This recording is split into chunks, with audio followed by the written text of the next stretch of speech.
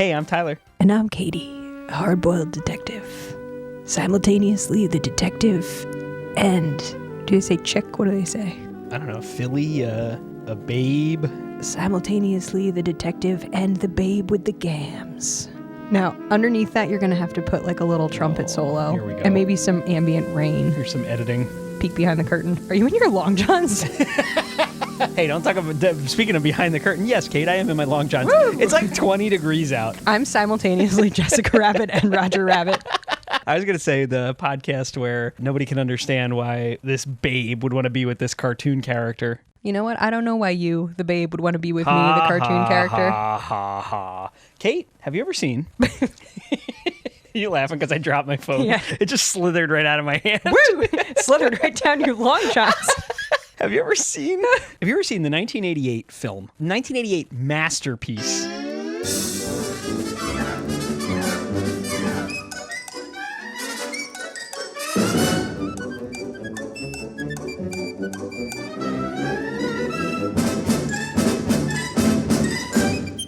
Who Framed Roger Rabbit? I think we watched this together. What do you recall? I think we might have. There's a little bit of a trend lately. Movies that I wanted desperately to share with you as a young film aficionado. I think we made and you just out wanted to during it. smooch. No, had you seen it before that? No. Never. I know that Christopher Lloyd's in it. Yeah. I know that it's about a hard-boiled detective. He's in there somewhere. And there's a judge, but like maybe he's corrupt. I can't remember. You got some memories here, Yeah. but that's all just from that one time you half watched it. Yes. You just didn't grow up with this in your... Did you even know it existed? No. I think this probably would have been a little too zany For you for as a my kid? family. Yeah. Oh, for your whole family.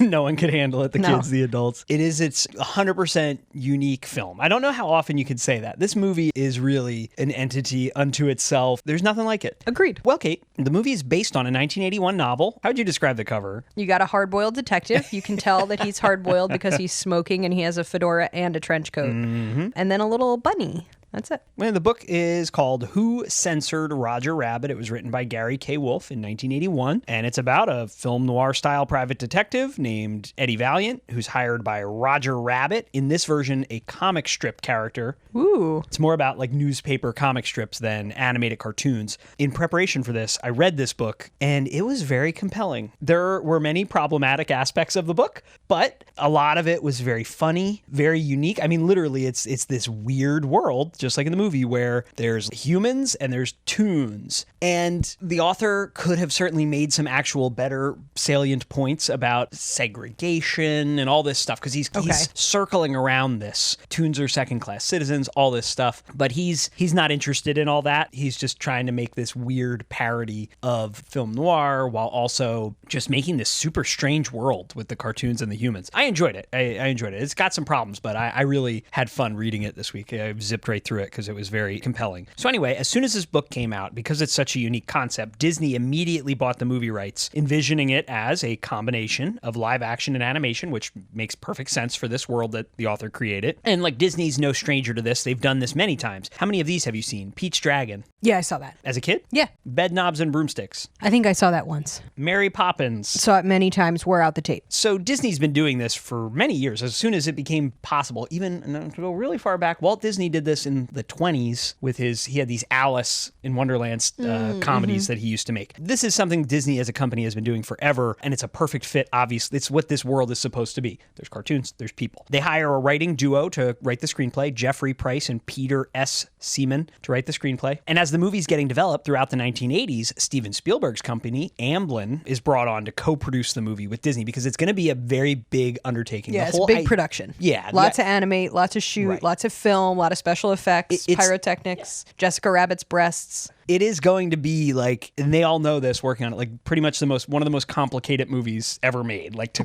create. So Spielberg, himself a fan of classic Hollywood and old cartoons, spearheads the brokering of deals with several major animation studios to get permission to include their characters in the movie. That's another part of what makes this so unique. Kind of a crossover episode. It's a huge crossover. They basically want every like classic Hollywood cartoon character to appear in it is their intention. So Warner Brothers agrees to let them use the Looney Tunes characters. MGM MGM lets them use the Tex Avery characters like Droopy and Screwy Squirrel. Walter Lands lets them use Woody the Woodpecker. Fleischer Studios loans them Betty Boop. Van Buren Studios gives them Felix the Cat. And there's tons of other characters from all of these studios in the movie. Those are the big names, though. So basically, they got like everyone you could think of. If you had to sit there and name like classic cartoon characters. And the whole point is they really want to sell the idea that all of the cartoon characters from the golden age of Hollywood live in this movie Toontown together, regardless of who owned them. It's a really novel concept and challenging to do. Is there redlining in Toontown? Yes. Ah! Yes. That's literally like... Probably shouldn't have made out during this movie. Probably should have watched it.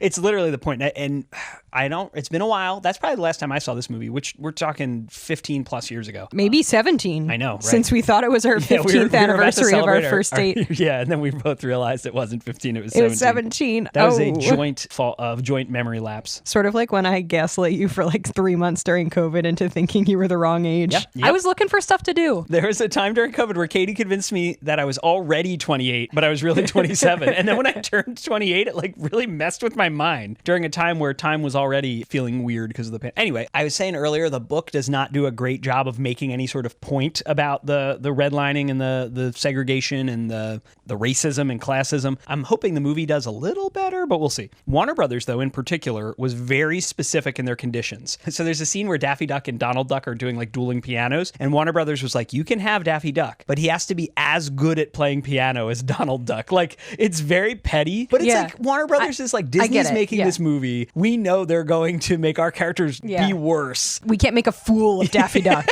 That'd be ridiculous. Yeah. Daffy Duck is a fool, and he would not be good at playing piano. But neither would Donald. None of them have hands. Then you mean like fingers? They have hands? Oh, they're ducks. They're ducks, Tyler. Are we going to do Peck the Melody? In the real all-star moment of Bugs Bunny and Mickey Mouse being on screen together, Warner Brothers insisted that Bugs Bunny had to have the exact same amount of seconds of screen time and words of dialogue. Okay. Like, they are really specific about what they are insisting here, which is, good for them for advocating for themselves. Robert Zemeckis. What do you know about Robert Zemeckis? Back to the Future. Yeah. Anything else? Got a cool name. He does have a good name. Forrest Gump, Castaway, Polar Express. Oh, those weird creepy eyes. So I still can't bring myself to watch it. Robert Zemeckis wanted to direct this movie. He was down bad to direct this movie. He tried to get hired in the early 80s, like when the book was out and they first were developing it. Okay. But his earliest movies were not very successful. I noticed you did not mention his earliest movies, like Used Cars, starring Kurt Russell. We should watch it sometime. Oh, I do love Kurt Russell. I don't know if he has a hat in it or not, but I know how you love his big hat. If Kurt Russell isn't wearing a hat, what are you doing? Robert Zemeckis he was like advocating for himself to direct this movie, but Disney's like, no. But by the mid-80s, he had made both Romancing the Stone and Back to the Future, which were hits. So Disney's like, all right, you can direct it. You've proven yourself. The animation, though, there's so much animation in this movie. It has its own animation director, of course, because Robert Zemeckis is the film director, not an animation director. And the director they hire is a guy named Richard Williams. I went on a little tangent here because he's got an interesting story. Just bear with me. Okay. He's an animator who's mostly independent. He didn't like come from Disney. Like, honestly, you would assume they're just going to hire one of like the Disney animators. It's literally being made by Disney, but that's not where he came from. Over the course of his career, he was responsible for a bunch of shorts, like a 1971 Christmas Carol adaptation that is pretty well known, and I think I need to add to the Wheel of Scrooges for this year. The Raggedy Ann animated movie. Oh, that would be scary. Animated title sequences for live action movies, like some of the Pink Panther opening scenes, pretty iconic. But he got this job on Roger Rabbit because he had been working on and off again on a passion project, a feature-length film called The Thief and the Cobbler, since 1964. He was like a one-man hand animating a feature film since the 60s. He was not done yet by the mid-80s. And he was just doing it like it's his for thing. Funsies. Okay. Yes, but he keeps running out of money. And the animation, he like purposely was making some of the most intricate, beautiful animation you can imagine, where like you watch some of the sequences and it's like nowadays they mix in 3D animation with 2D to like get some of these like effects of these complicated things. He was just doing it the hard way. But Spielberg and Zemeckis saw some of the unfinished footage of this long gestating project, and they pursued him to direct the animation for Roger Rabbit, because this guy's basically like a perfectionist animator to the extreme. How do you think the Disney animators felt about this? Right? They got like passed over a little bit. Probably not good. But Williams didn't want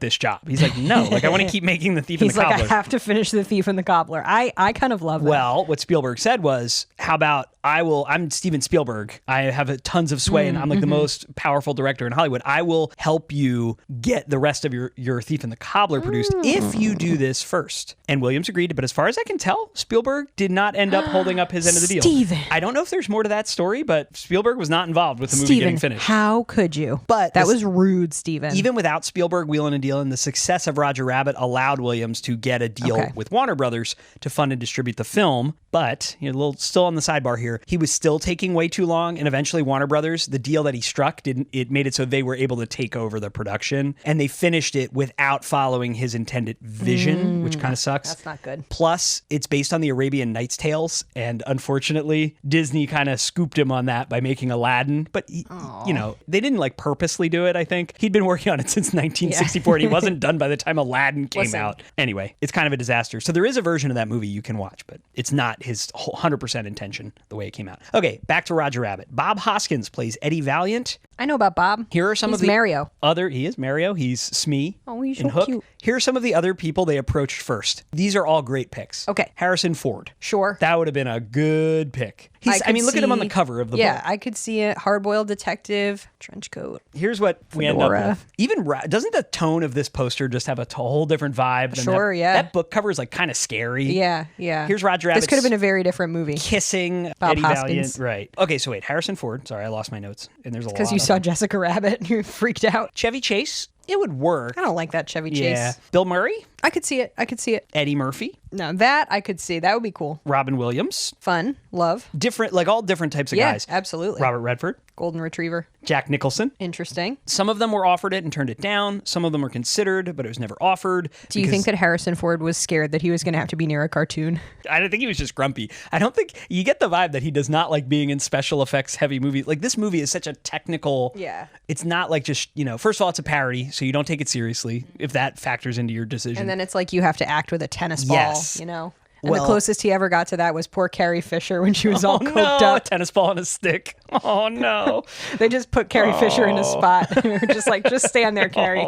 Poor Carrie. Hollywood did her dirty. It was not right. For the voice of Roger Rabbit, Paul Rubens auditioned, and they used his voice to make the test footage, but then he was passed over for Charles Fleischer. No relation to the Fleischer brothers, I think, who created Betty Boop. I don't know him too much. Mm-hmm. He's just a character actor. He was on Welcome Back, Kotter. Supposedly, he was in a Roger Rabbit, sort of bad Roger Rabbit costume on set every day. Oh, God. So just to do the voice with the other actors, which is nice. Christopher Lloyd is the villain, as you mentioned. Tim Curry auditioned for this, but they determined he was too scary.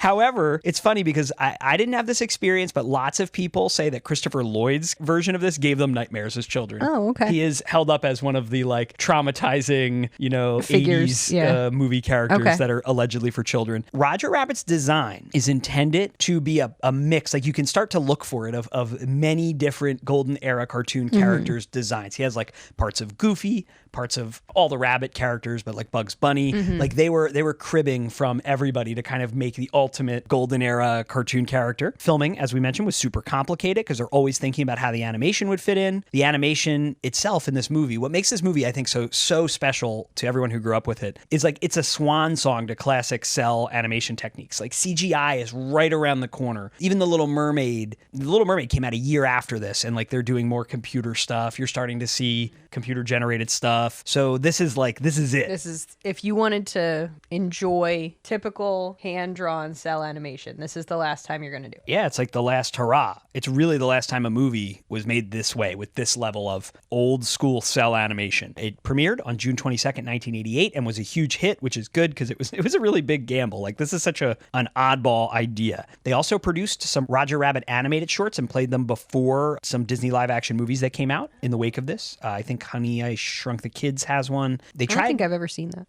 That's also on our list. That's a good one.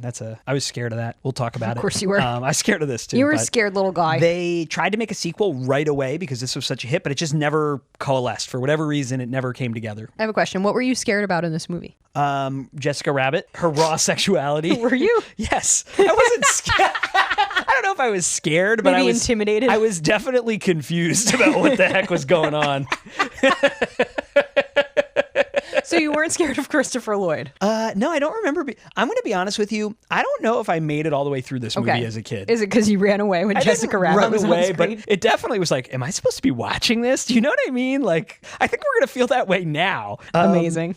But so they never made a sequel, but there are some sequel books. In 2022, though, the closest thing to a sequel was that Chip and Dale Rescue Rangers movie, which is Roger Rabbit makes an appearance. It's the same idea. They get permission to use everybody. You were happy about that. I love that movie. I thought it was really good. I remember you being genuinely very happy about it. So, yeah, my experience with this movie, the poster I have up right now is the VHS cover that my grandfather had this. He had the best movie collection. And I definitely watched this at some point from his collection. And I really want to I want it to like this movie because it's like, wow, cartoons and people. I love cartoons. Look at all the old cartoons. The tone of this movie is really weird. Like it's this film noir thing. And it's very like dark and dingy in many parts because they're trying to have that. So like it didn't work for me as a kid. And Jessica Rabbit, like literally like I feel like the Jessica Rabbit scenes, I'm like, I don't want to watch this with adults around. Like this feels I was weird that way as a kid where like it just felt inappropriate, you know? You were very self-policing. And what are you supposed to do? It's like you don't want to like Cameron Diaz in The Mask was the same thing, but at least she's a human. So it's like, you know, you could like start to figure out like before puberty, you're like, oh, I like girls, you know, like watching certain movies. This is super weird though, because it's a cartoon girl. You're like, I like these cartoon women.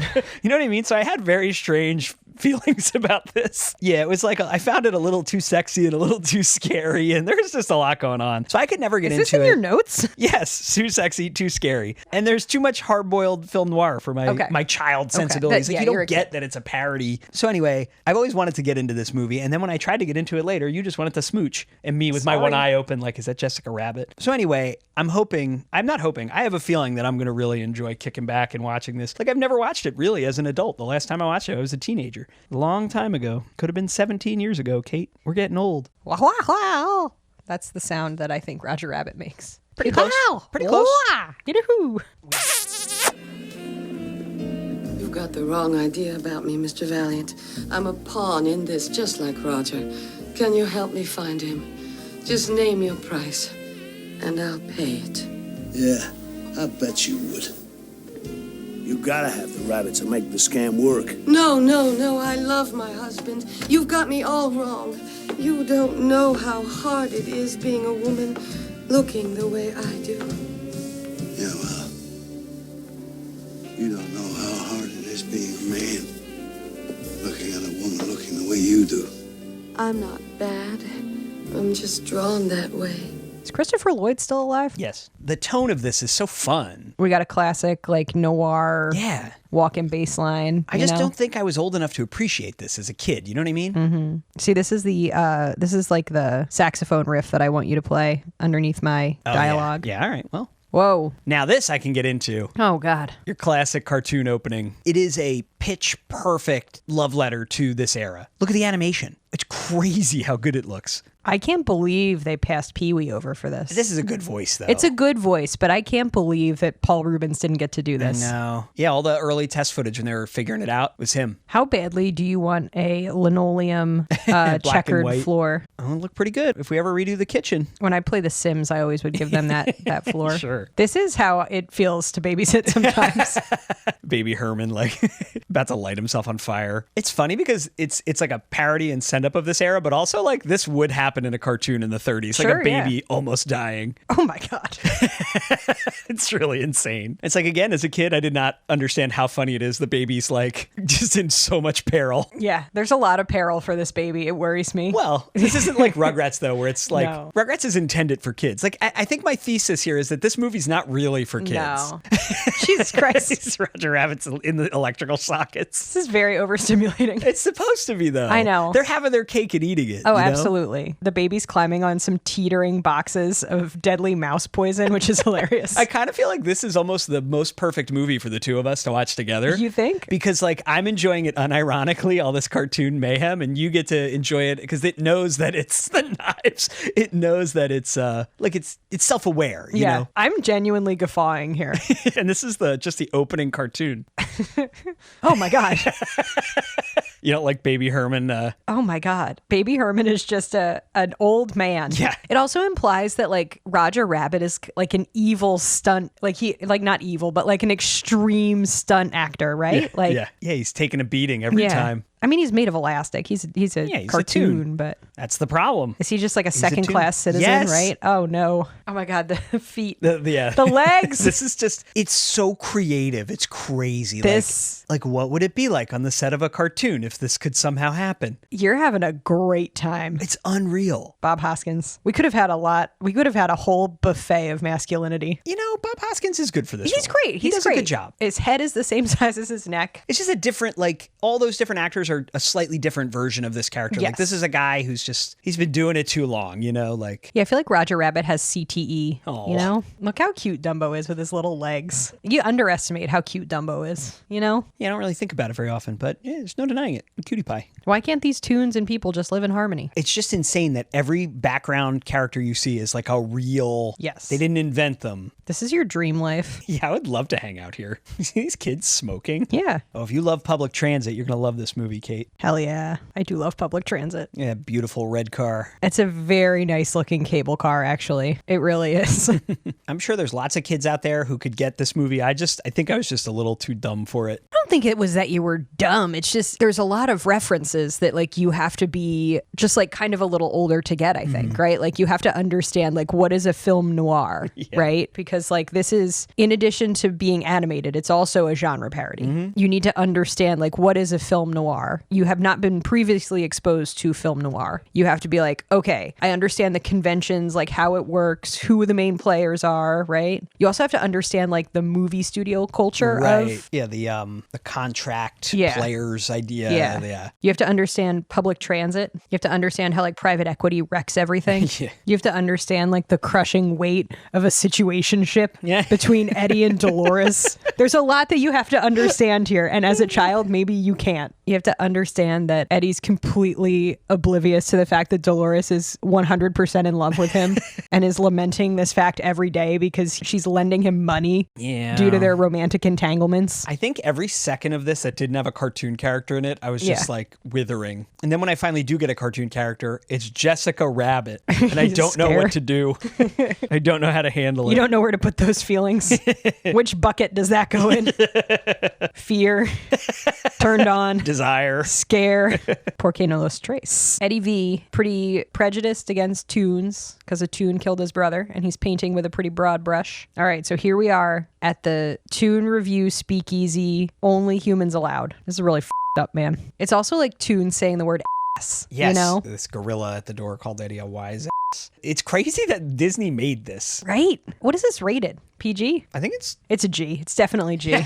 Here we go. Oh, here's the famous ducks playing piano scene. It's PG. But just logistically, they had to have these keys move. It's an insanely technical, complicated thing. That Daffy Duck's always hooting. Why? Bob Hoskins, Eddie Valiant, he's here to do some surveillance, right? Mm-hmm. He's about to get his world rocked, like all of us watching as children. Also, this weird element of like Betty Boop is stuck in black and white. All right, get scared. Here's Jessica Rabbit. Bob Hoskins is also scared. Look at him.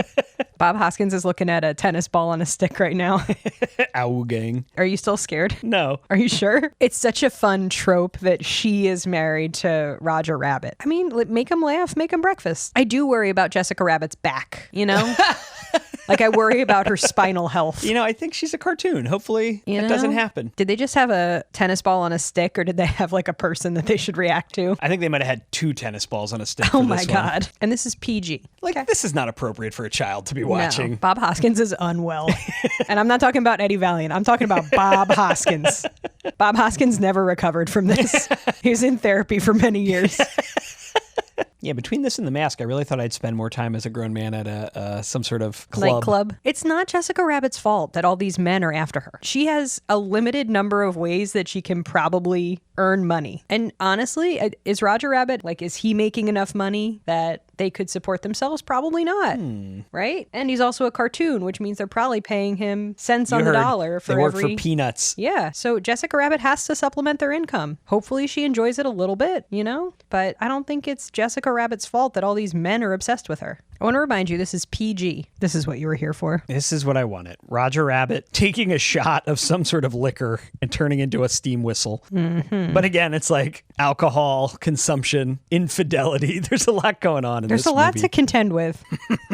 I know you love that bullshit. When he breaks through a window and leaves a Roger Rabbit shaped imprint. I do like that bullshit. Yeah. I can't believe Eddie Valiant and Dolores are having problems. Oh, well, maybe that's why. Because Eddie Valiant has not dealt with his grief. Kate, it's 1940s in Toontown. There's a limited number of ways to deal with your grief, and most of them involve drinking. Yeah, maybe. I wish his brother was John Leguizamo. Who is this? Lieutenant Santino. Some light jokes about Eddie Valiant's alcoholism. It's crippling alcoholism. You're right over there. You did do a significant deep sigh when Jessica Rabbit slapped Bob Hoskins. You were like...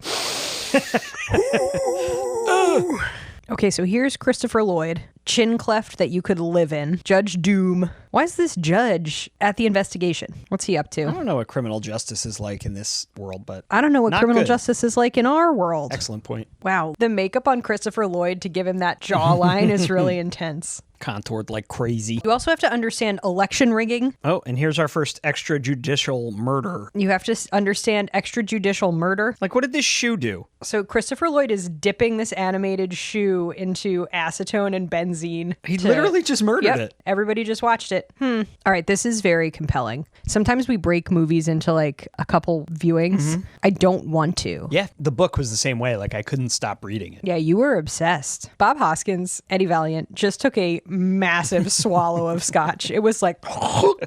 This is the second Murphy Bed. Murphy Bed. 2 movies in a row. Yeah. And the Great Muppet Caper. Did Bob Hoskins and his deceased brother used to sleep in this bed together?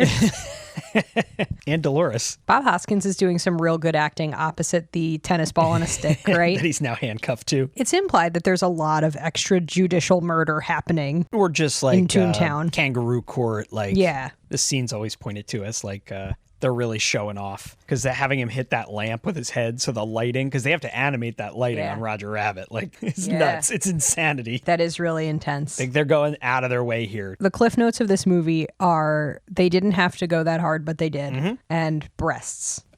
I genuinely laughed at that. You're getting genuine laughs from me on It's this. shocking. Roger Rabbit being able to slip out of the handcuff. Look how tall Dolores is. Why is Bob Hoskins going out of the bathroom, flushing the toilet, totally shirtless with just All right. his tie on? What's he doing in there? He's got stuff going on. I like Bob Hoskins' little body. Kind of a funny, compact little body. It's very hairy.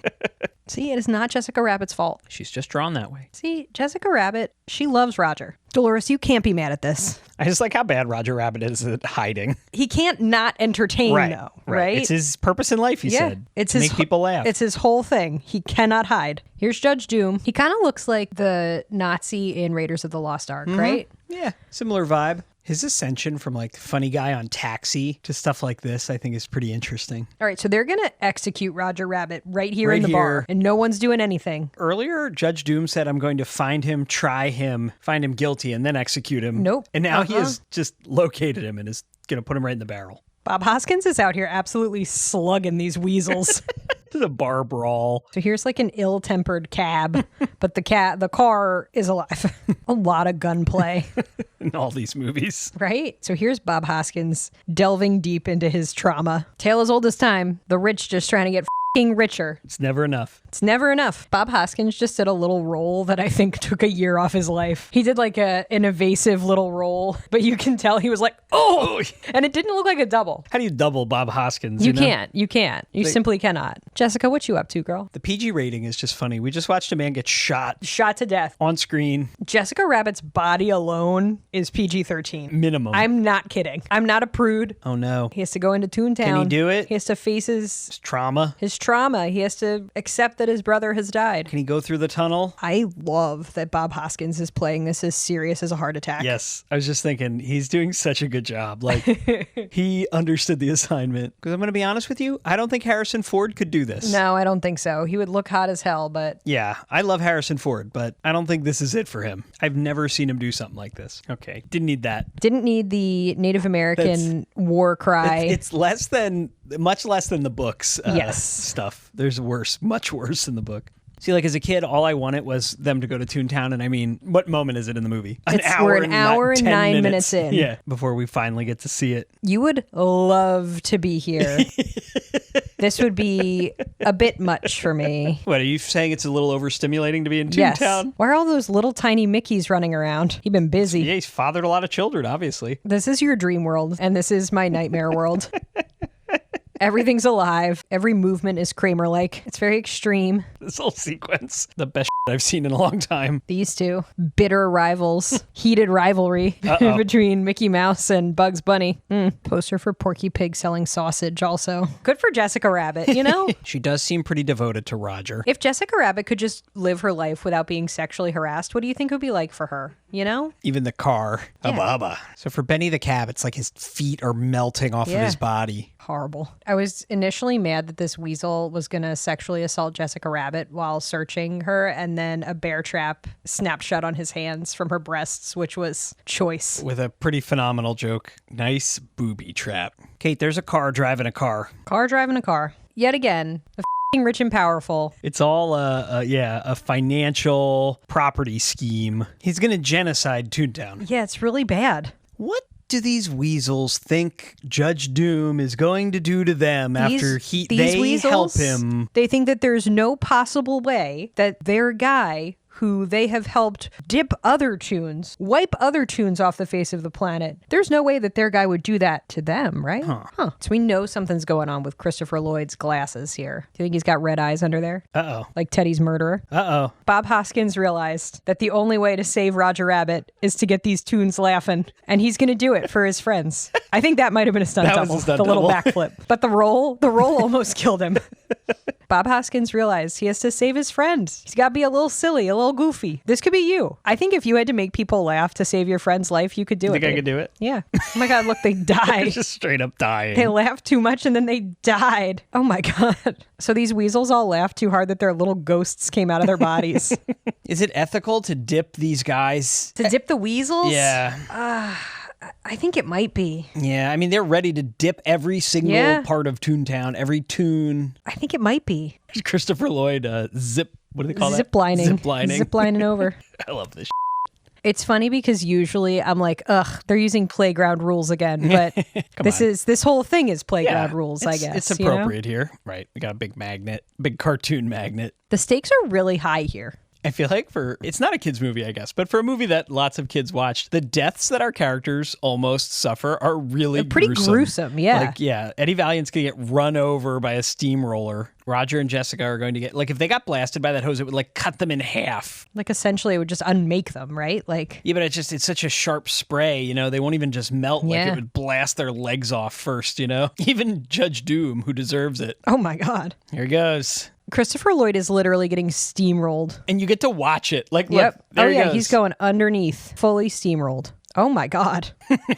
Oh my God. He's completely flat, but he is standing up. This is horrifying. All right, so Christopher Lloyd is kind of like a Tim Burton-esque claymation. Look at him inflating reinflate himself. his rules. Horrifying. Okay, his eyes popped out. That's horrible. Is this the part that gave the kids nightmares? Yeah. Okay, fair enough. Oh my God. Judge Doom really does have a flair for the dramatic, though, you know? You got to give it to him. So what's the benefit of looking like a human as a toon, you know? Like, I guess you can integrate into the human world. You get the vibe that humans are really anti-toon for the most part. So I think he kind of, Judge Doom, you know, maybe he feels like it's like kill or get killed. This is horrifying. Christopher Lloyd is dissolving now, but he's screaming the whole time. Jesus Christ. I don't remember any of this, I would like you to note. No? I don't think you made it this far. We probably had to turn it off because, like, your parents came home and we were smooching. Nice. Nice. Also, it was on a TV 1 inch wide. They better dilute this dip a lot. I'm very concerned. It's all right. He's neutralizing the dip. All right. What if there's like a toon pipe under there?